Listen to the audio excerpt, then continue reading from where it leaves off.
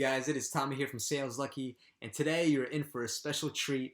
I will be sharing with you a topic that's very near and dear to me, which is bachata dancing and what it taught me about sales. Okay, so just to explain to you what bachata dancing, if you don't know, is a dance that originated from the Dominican Republic, kind of like salsa dancing. But it's more sensual. I personally like the music a lot more, and in recent days, they've been remixing it with like pop songs, and it's just been super, super cool to me. And just to explain my interest in this type of music, I was originally born in China with, my extended family I had two uncles that were incredibly affectionate. Would pepper me and shower me with or smother me with kisses growing up as a little kid. And when I was 6 years old, my parents and we moved to Canada and then the U.S. Right, but my parents are more kind of traditionally Asian and wouldn't show affection as much. And that's just who they were.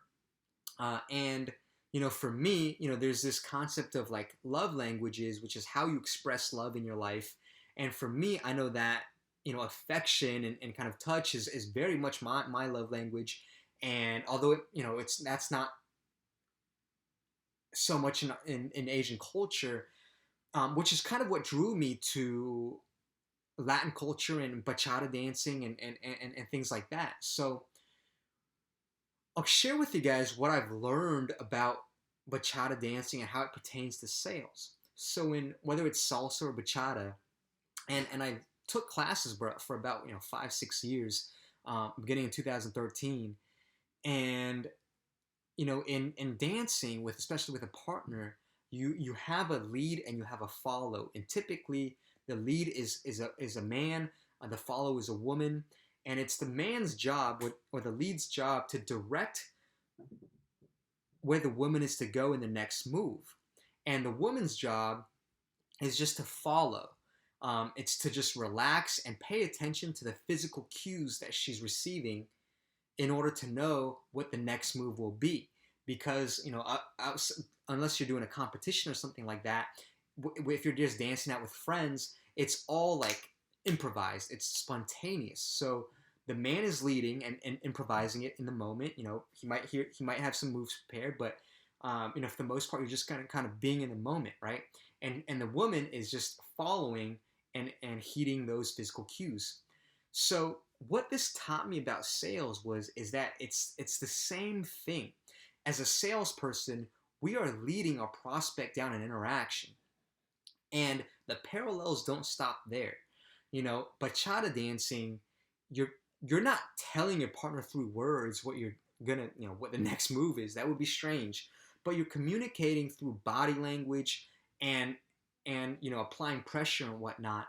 And it parallels sales because communication, so much of communication, what beginner sales reps don't realize is that it's actually nonverbal. I mean, there's the common stat that's been thrown around that communication is 7% verbal, only 7% verbal, 38% tonality, tone of voice, and 55% body language. Okay, so that this parallels just the same way in sales. How we intonate, like how do we express, how do we carry ourselves. Whether you're on a telephone call and you're mirroring the prospect's tonality, if they raise their tone, you raise your tone, type of thing, or you're on a Zoom call and you're using your hands like I am now to kind of gesture with your message. All that is important. All that is communication, and all that is influence. Okay. Now, the way that you do this, can vary widely. In bachata dancing, depending on who your partner is, you might need to be strong lead. In other words, you might need to apply heavy pressure so that she kind of receives your signals, or you might have a partner who's very sensitive and just very easily kind of perceive what you're communicating to her, and you might be a gentle lead, a soft lead. And you adapt based on your partner. It's the same thing in sales. You might need to, if someone's pushing back at you strongly, you might need to be firm and kind of like, be strong there.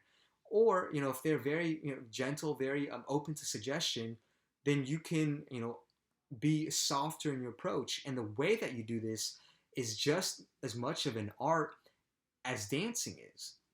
You might be doing this with asking certain questions, by setting expectations, by implying, by telling stories, by painting pictures, painting a vivid masterpiece of a picture for your prospect, sharing insights, offering social proof and best practices, being consultative, being consultant and offering insights, right? So these are all different ways that you can do it. And again, it's as much of an art to it as is bachata dancing. And the last point that I'll share with you, that I kind of touched on in the previous video, is the idea of cross-pollinating. And I learned this from Tony Robbins when I went to his seminar, Unleash the Power Within.